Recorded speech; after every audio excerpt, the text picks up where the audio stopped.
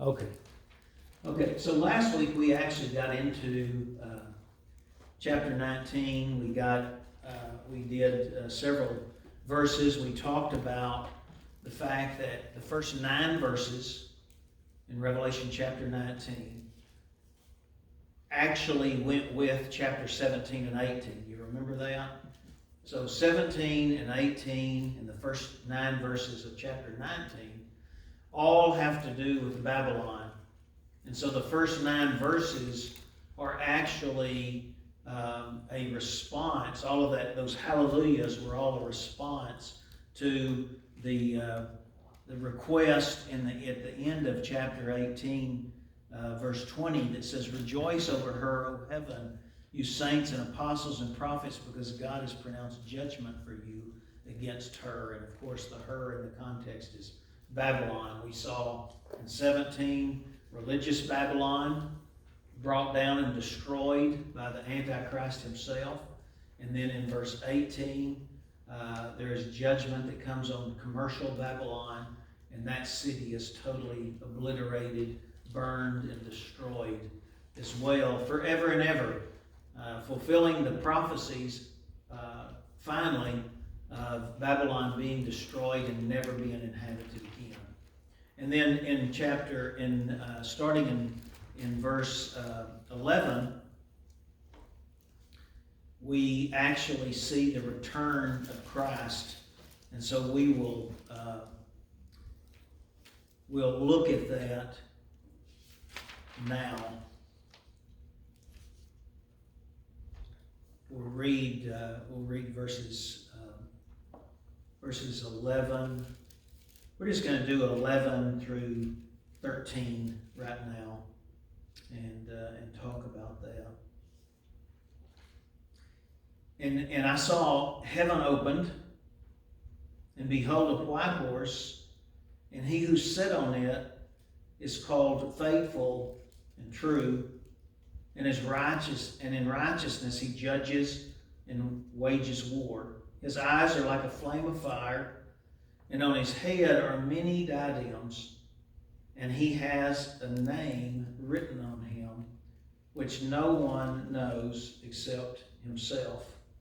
He is clothed with a robe dipped in blood, and his name is called the Word of God. And so we've looked at some verses before this because we went through that campaign of Armageddon, if you remember. And so we've looked at some of the verses about the second coming already, those that are in the Old Testament, about the coming of the Messiah. And so I want to read Zechariah 14:3 through 4. My notes say, of course, this return is anticipated in the Old Testament in various places, including Zechariah 14:3 and 4. This is what it says: "Then the Lord will go out and fight against those nations as he fights on a day of battle. On that day, his feet will stand on the Mount of Olives, east of Jerusalem, and the Mount of Olives will split in 2 parts, from east to west, forming a great valley, with half of the mountain moving north and half moving south." Well, there's actually going to be a topographical change there, major topographical change when he steps on that mountain. If you've ever been to Jerusalem, you know what's called the Kidron Valley comes from east to west and then kind of curves. Well, let's see. It comes from east to west and then it curves to the north. And the part that turns to the north and goes up through there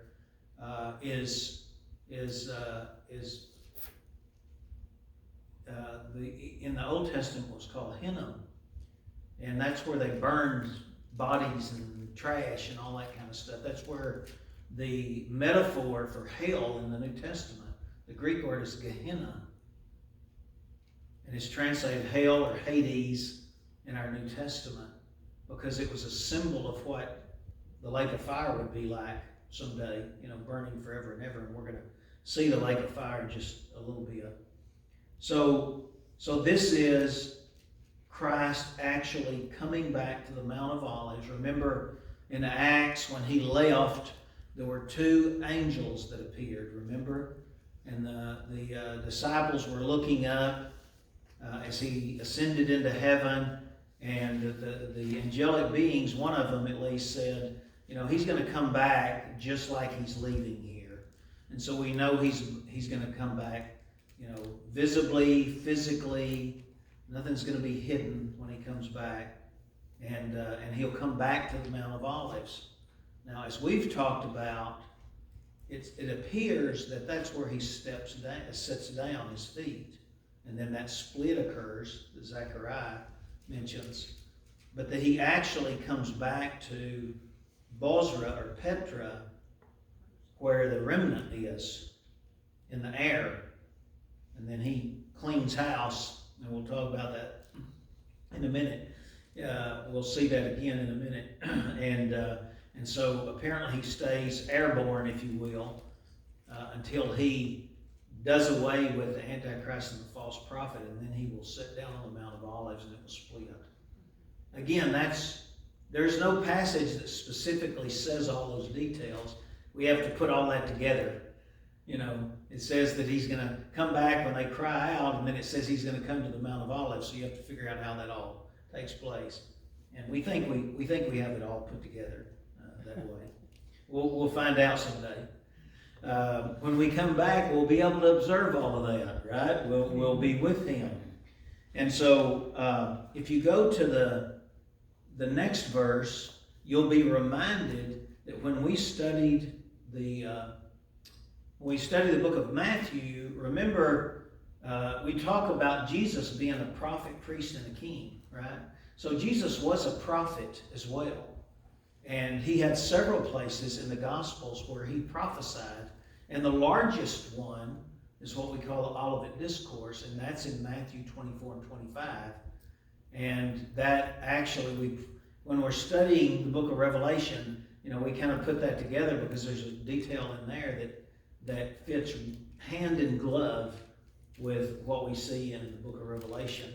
And so this is what Jesus said in Matthew 24, verses 27 through 31. You'll see this on your notes there. He says, "For as lightning that comes from the east is visible in the west, so will be the coming of the Son of Man. Wherever there is," and remember the Son of Man was his favorite name for himself in the Gospel, especially in the book of Matthew, and it comes from Daniel 7. Wherever there is a carcass, there the vultures will gather.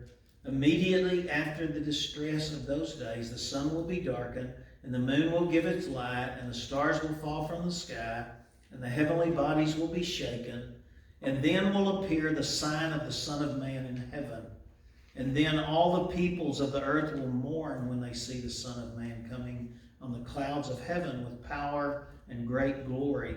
And he will send his angels with a loud trumpet call, and they will gather his elect from the four winds, from one end of the heavens to the other. Now let's put this all together. Some of us, year before last or whatever, we studied through the book of Matthew. I guess that maybe that was a couple of years ago, because we did Matthew, then Colossians, and then Revelation. But you remember, as you read this, it's talking about the angels coming, right? And so this is what we see in the Revelation we have in Matthew chapter 13. You have those parables. Remember, he said, they have ears they can't hear, they have eyes they can't see. He's talking about the religious leaders who had just said, you're casting out demons by Satan, basically, Beelzebul. And so he started to speak in parables, and they couldn't understand that. And sometimes his disciples couldn't. You'd have to kind of flesh it out for them. But you remember in several of those passages, it talks about the angels coming at the second coming and separating the elect from the unelect. You have the parable about the fish, and you draw in all the fish and you separate them out, those that you can eat and those that you can't eat. You have the wheat and the tares, that have to be separated. So in the second coming, part of the reason that we have already seen when they come back, the angels, the angelic armies will be with him as well as us, is they will have a responsibility, and they will rescue all of the believers. Okay, so that's what's happening there when it says, and he will send his angels with a loud trumpet, and they will gather his elect from the four winds, from one end of the heavens to the other. So what we see happening here is, as opposed to what we saw in Revelation 6. You remember in Revelation 6, we started out with the first seal, and you remember what the first seal had in it? It was a man on a white horse. And we talked about how what generally happened in those days is when, like especially in Rome, when a Roman general had gone out and won a battle, what he did was he rode back into Rome on a white horse. That's the victor's horse, And so we see that symbolism here, and the Antichrist tried that. He comes in, signs the covenant with Israel, brings a false peace. Symbolically here in this seal, he comes in on a white horse. Well, this is the real guy here. This is Christ returning victorious and about to do away with all of the Antichrist plans and purpose and all that type of thing, and cast him into the lake of fire. And so Jesus appears now on a white horse. Christ comes to a Christ-rejecting world to take what is rightfully his. Remember, he paid for this on the cross. Remember, in Romans 8, Paul talks about under the curse that everything's groaning. And he even says that the creation is groaning. And he says what the creation, if you'll go back and read that passage in Romans 8, he said, what the creation is waiting for is the redemption of the sons of God. And so he comes back, he takes what he has won back through his death on the cross. Because remember, when the fall came, Satan became, and Paul uses this term, the god of this world. And he just confused everything and lied about everything and murdered and all kinds of stuff through all of this. Well, now the king, the true king, is coming, and he is going to set up his rule and his reign. And he's called by four names here. One is faithful and true. One is a name which no one knows. And I read commentaries about what people think this is, and none of them made sense to me. So I'm not sure anybody knows what this means. All right? But we'll be with him, so we'll know when the time comes. Thirdly, he's called the Word of God. We've heard that before, right?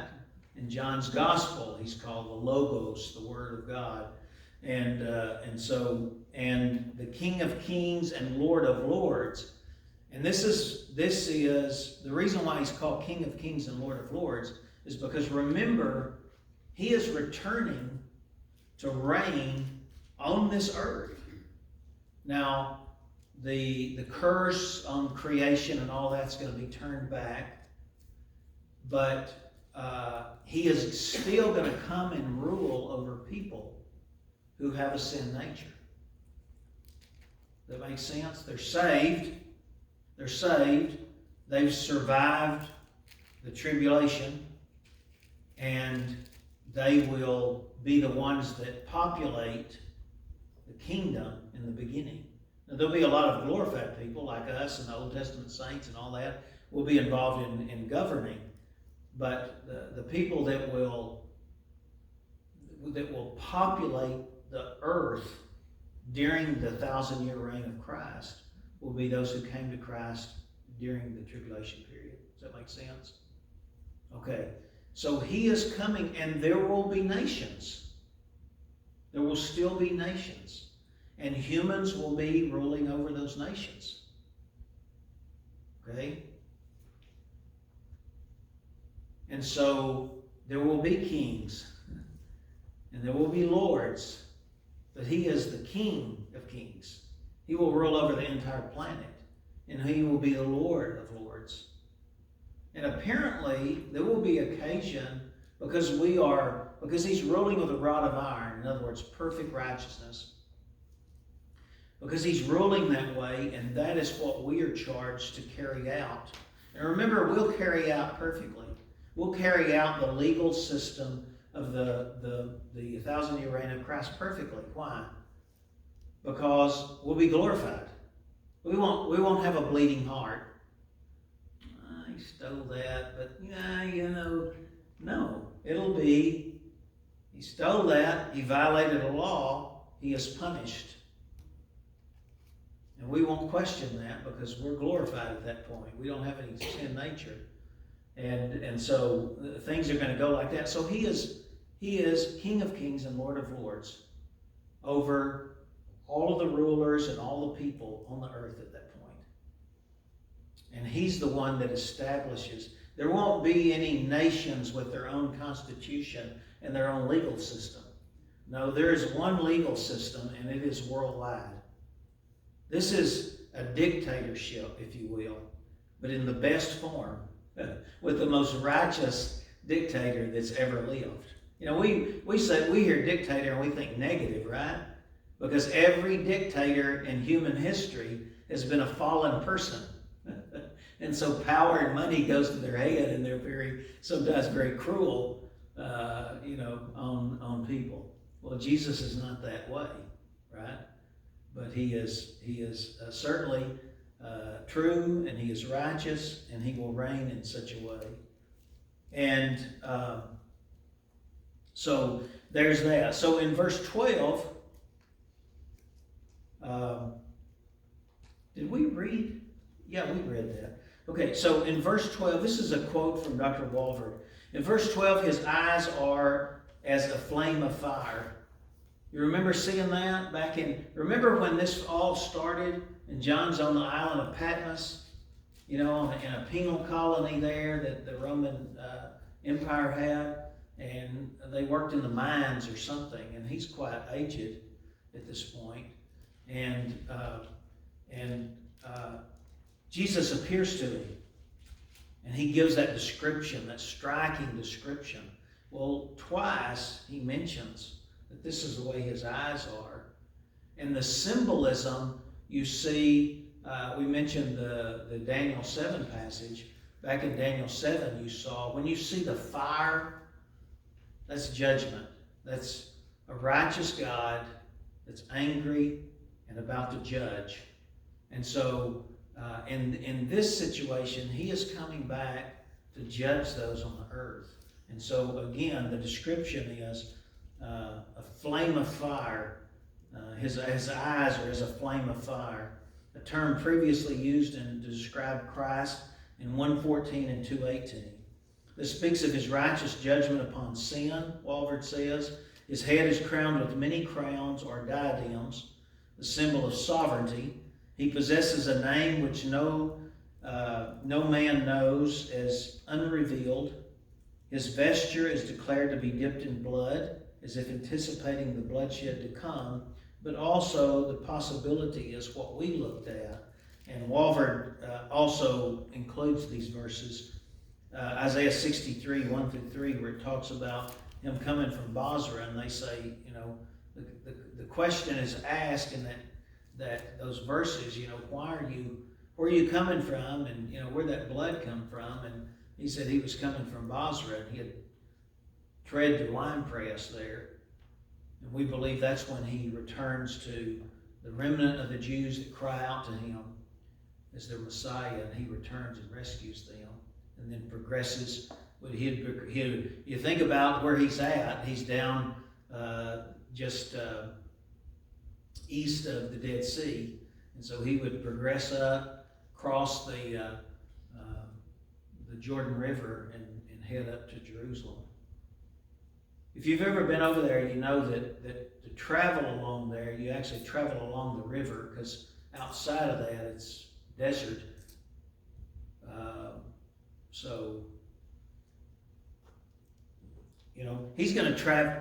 When he's coming from the remnant that he's rescued, he's going to travel wherever the armies of the Antichrist are camped or marching or whatever, right?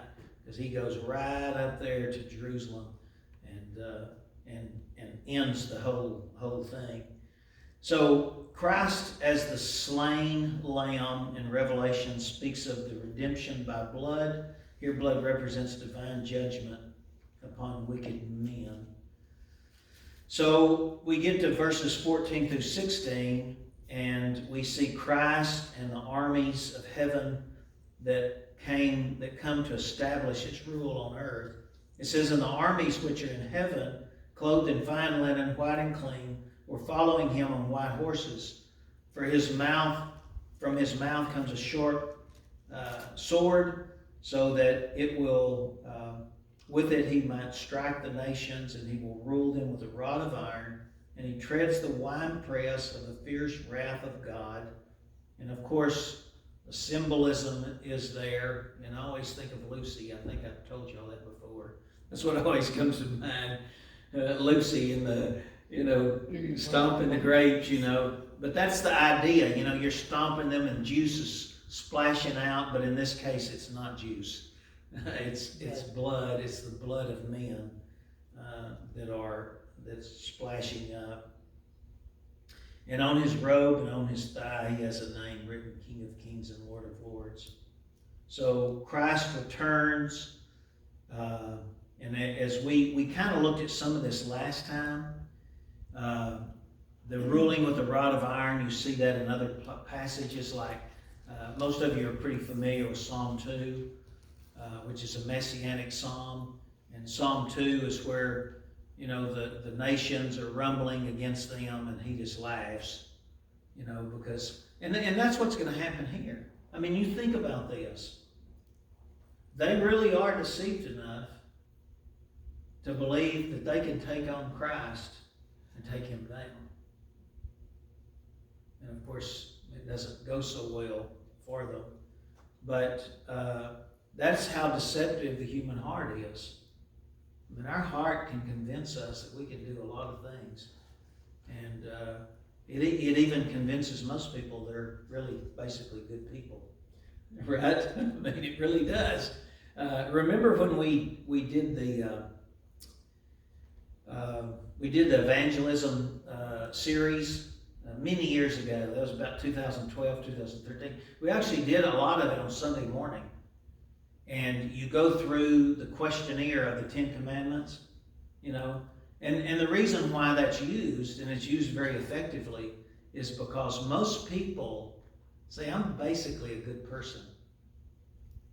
And so you take the Ten Commandments and you say, well, I mean, you got to be perfect to be in heaven. God's perfect, and we have to be perfect. We have to be perfectly righteous. So let's see how good we are. And usually it's more effective if you kind of do it with them. You're not saying, I'm good, but let's test you. You say, what about thou shalt not kill, or thou shalt not steal? Well, there are very few people on earth that would not say, that wouldn't say, yeah, when I was younger or whatever, I stole something. Well, of course, then you can take them to James, where it says all it takes is one violation of the law, and you're guilty of the whole thing.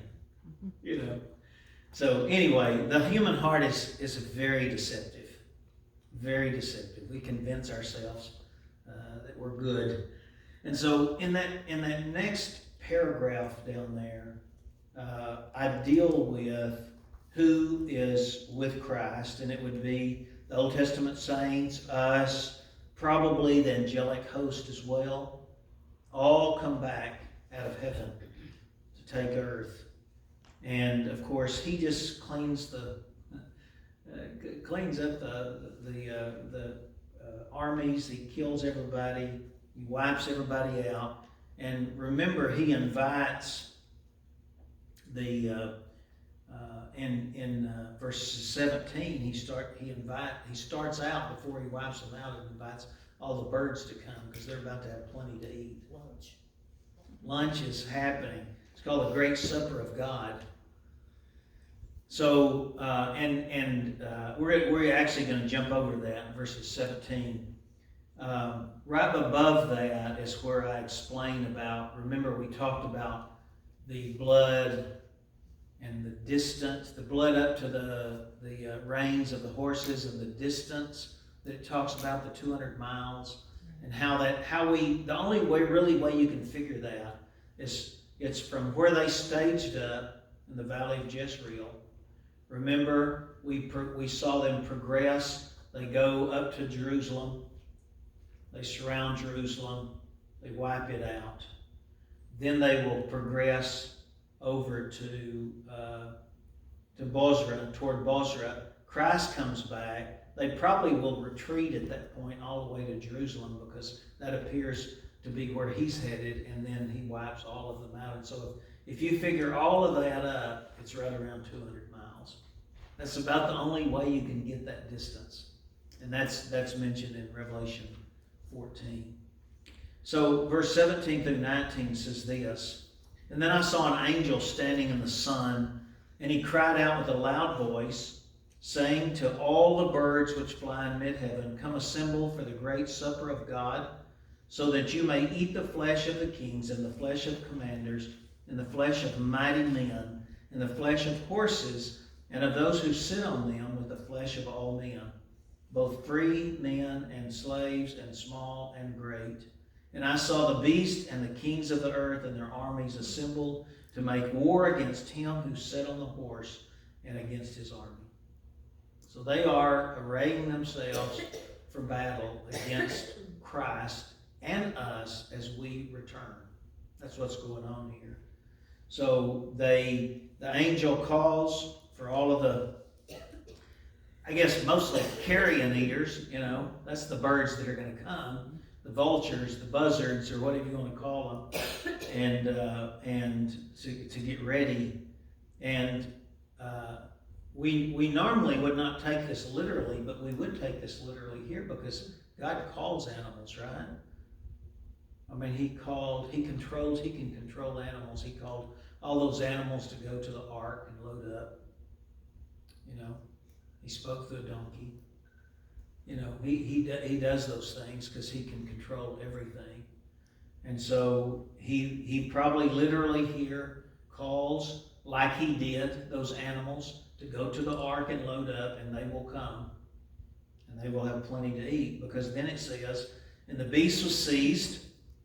So he approaches these armies, and of course he apparently has already been battling some because he's got blood on his robe. And so then he immediately grabs the beast and the false prophet, who performed the signs in his presence, it says, by which he deceived those who had received the mark of the beast and those who worshipped his image. And these two were thrown alive in the lake of fire, which burns with brimstone. And the rest were killed with the sword, which came from the mouth of him who sat on the horse. And all the birds were filled with their flesh. The last two verses of chapter 19 are pretty straightforward. Although a time frame is not given, logic dictates that someone who can, for someone who spoke the universe into existence by a word is all it will take to accomplish the previous two verses. So he doesn't have to. That's why the sword came out of his mouth. He doesn't have to have tanks or equipment or anything.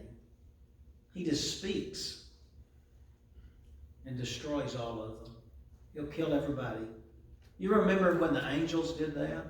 Remember in the Old Testament when the Syrians surrounded, was it Jerusalem? They surrounded Jerusalem. And I'm sorry, I should remember the number. It's like 180,000 of their troops, the Assyrians, remember they went to sleep and woke up and they were all dead. And the commander said, well, I guess we won't be battling today. And they went back to Assyria. And so, in this instance, all Christ has to do is speak. Remember this about Jesus. And it says it several times in the New Testament. He sustains us. That means not only has he given us life, but he keeps life in us. He keeps us functioning. That's why when he wants to take us home, he just, boom, we're there. You know, that should create tremendous reverence in us. It really should. I mean, if we really believe that. And those are the things, you know, some people think that's too heavy theology for children. No, children need to understand that.